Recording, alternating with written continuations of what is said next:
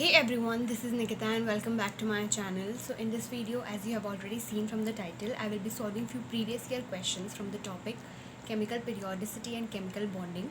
So without any further delay, let's begin solving the questions. First question is, in general, the properties that decrease and increase down a group in periodic table respectively are. So इसमें basically you have to tell about the properties which decrease and increase down a group in periodic table.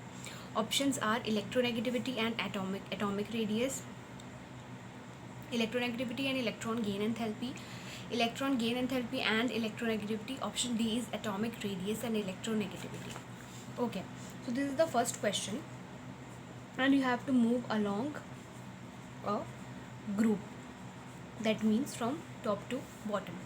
So there are few properties which decrease along a group and increase along a group in the periodic table.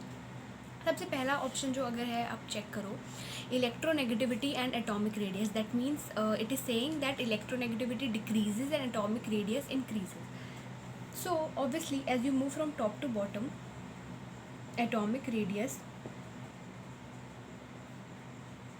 increases because due to the increase in the number of shells. Due to that reason, atomic radius increases along a group. And it is saying that electronegativity decreases. This is also correct. Electronegativity decreases. For example, if you take the fluorine family, fluorine is the most electronegative element. Okay. So अब आप ये fluorine का example लो. Fluorine में if you move along a group that is from fluorine to iodine, that is from top to bottom, obviously electronegativity decreases. That means a option is correct. along a group, electronegativity decreases and atomic radii increases. Now let's check the few other options which are given over here. Option B is electronegativity and electron gain enthalpy. So B में जो first part है electronegativity, it decreases, that is correct. But talking about the electron gain enthalpy, it does not increase down the group. Electrons, option C is electron gain enthalpy and electronegativity. So इसमें electronegativity, this part is incorrect. Atomic radius and electronegativity, ये just opposite दे दिया है option A का. So other options are incorrect. Option A will be the correct one. Okay, next question.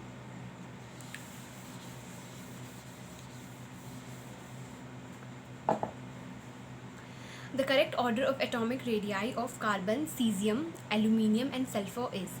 Okay, so in the second question, it has talked about the atomic radii. There are 4 elements given over here, and then you have to predict the correct order of atomic radii. तो पहले, without having a look at the options, first let's rearrange these elements in their separate order and group, so that it becomes convenient for us to have the correct order of atomic radii. Second question, the elements given over here is carbon, cesium, aluminium and sulfur. तो सबसे पहले, if you remember the periodic table, obviously this comes in the lithium family. Okay, here in the downmost part. That means in this case also you're moving from top to bottom. Okay, now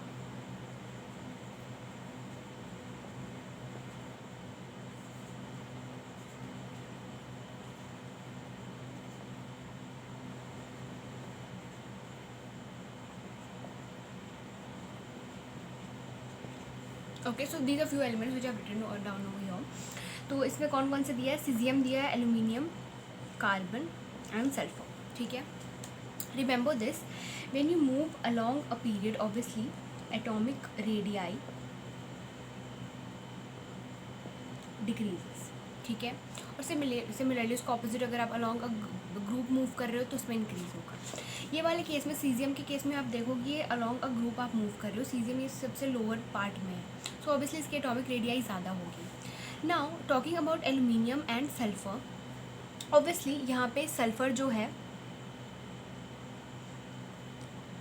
इसमें भी we are moving from top to bottom. Okay,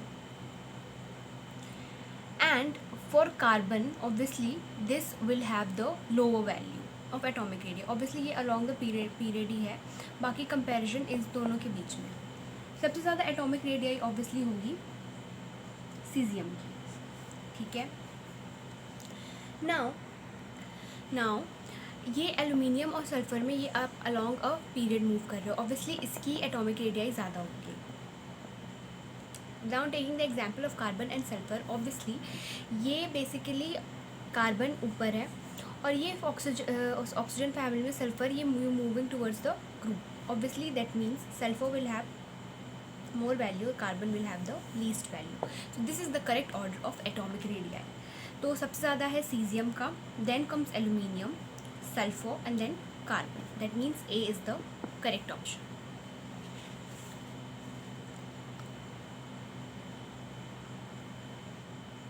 Okay, third question. The first ionization potential of sodium is 5.1 electron volt. Value of electron gain enthalpy of Na plus will be.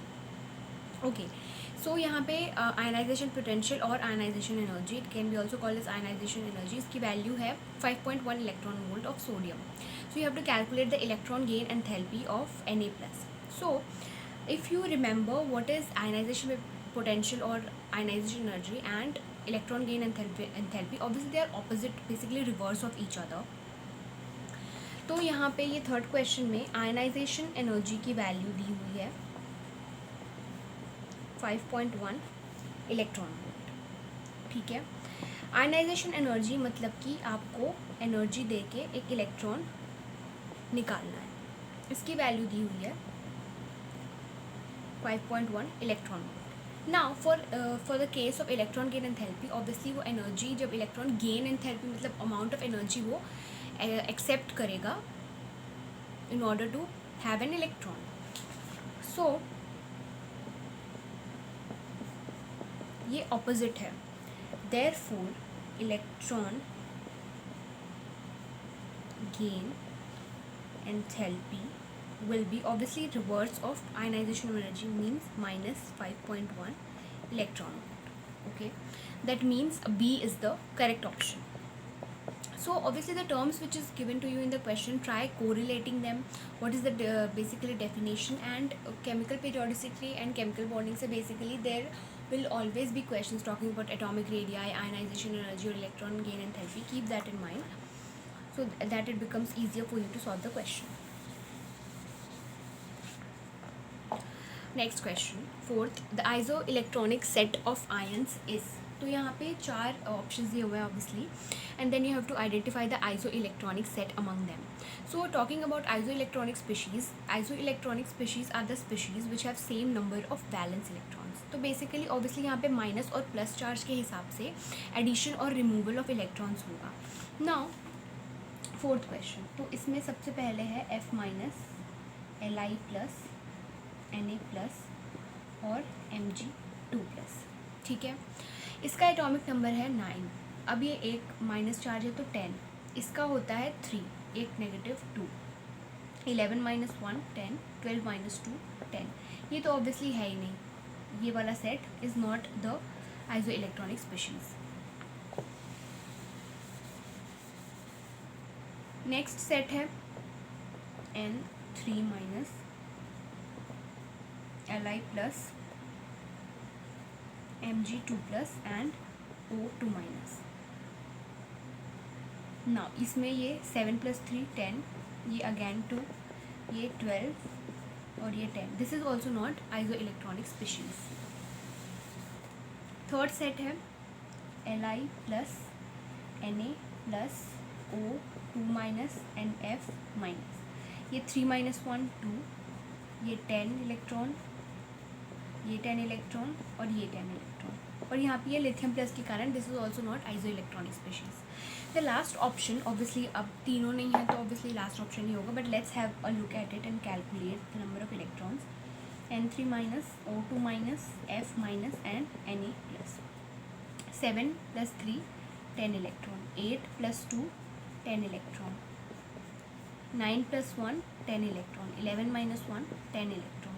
तो यहाँ पे सारे के value same है, मतलब this is the set of iso electronic species. That means D will be the correct option. तो अगर आप it becomes a little difficult for you, try solving this, try checking the options. So in this way you will calculate and it will be also convenient for you. So option D is the correct option for fourth question.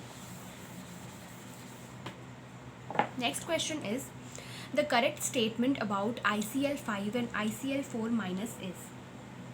तो यहाँ पे दो compounds दिए हुए हैं, एक तो पहला है ICl5, सेकेंड है ICl4 माइनस, ठीक है।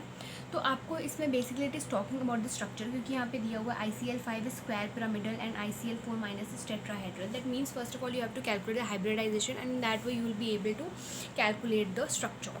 तो सबसे पहले हम ये दोनों कंपाउंड्स का बेसिकली हाइब्रिडाइजेशन और स्ट्रक्चर कैलकुलेट कर लेते हैं। It will be convenient for us. एक है ICl5 और ICl4 माइनस। तो ऑब्वियसली मैं ट्रिक से यहाँ सॉल्व करूँगी, so it also doesn't consume lot of time for you. तो सबसे पहले नंबर ऑफ, ये वाले के लिए मैं करती हूँ valence electron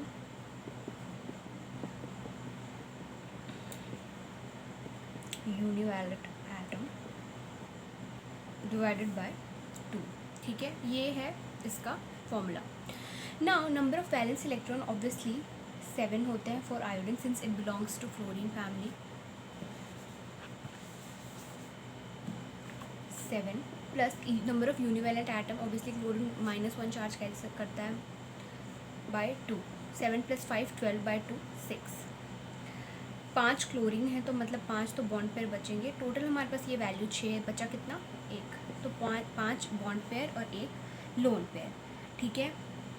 now ICl4 minus, इसमें भी 7 प्लस Cl कितने 4, और यहाँ पे माइनस चार्ज है तो यहाँ पे +1 करना। अगर यहाँ प्लस होता तो यहाँ पे -1 होता, डिवाइडेड बाय 2। 7 + 4 11 + 1 12 = 6। ना यहाँ पे 4 क्लोरीन है 4, और इसमें टोटल वैल्यू आई है 6, बचा कितना 2। 4 + 2 4 बॉन्ड पेयर 2 लोन पेयर। तो यहाँ पे ऑप्शंस क्या क्या दिए हुए हैं, ICl5 is square pyramidal and ICl4 minus is tetrahedral. And second option है ICl5 is square pyramidal and ICl4 minus is square planar, both are isostructural. ICl5 is trigonal bipyramidal and ICl4 minus is tetrahedral. तो obviously यहाँ पे isostructural तो है नहीं, because number of lone pairs obviously different है। तो यहाँ पे जो 5 + 1 वाला केस है, obviously this will be the case of 5 + 1 will be the case of square pyramidal and 4 + 2 will be the case of square planar, ठीक है।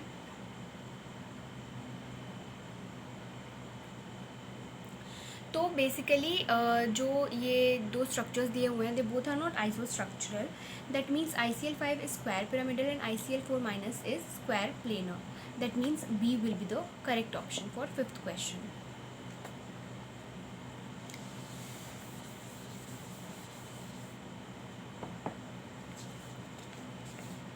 Next question, the ion that has sp3d2 hybridization for central atom is। तो यहाँ पे 4 compounds दिए हुए हैं, then you have to identify which has sp3d2 hybridization. तो वही ट्रिक से मैं सॉल्व करूँगी, so it doesn't consume lot of time. 6th question, first है ICl2 minus 7 + 2 + 1/2। 7 + 2 9, 9 + 1 10 divided by 2 5। 2 bond pair 3 lone pair, ठीक है। Br(F2) माइनस 7 प्लस, ये भी 2 + 3 आएगा, ठीक है। ICl4 minus 7 + 4 + 1/2। 7 + 4 11 + 1 12/2, मतलब कि 6 4 + 2, ओके। लास्ट है IF6 माइनस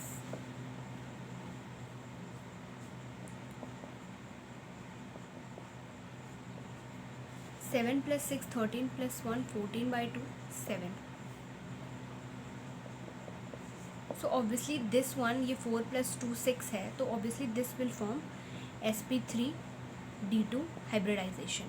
ठीक है, दैट मीन्स दिस, यानी कि C will be the correct option for 6th question.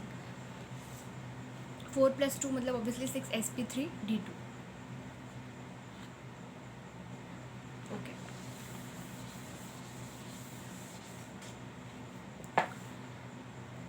Next question. The size of isoelectronic species Cl minus, argon and Ca2 plus is affected by azimuthal quantum number of valence shell, electron-electron interaction in outer orbitals, principal quantum number of valence shell और last है nuclear charge.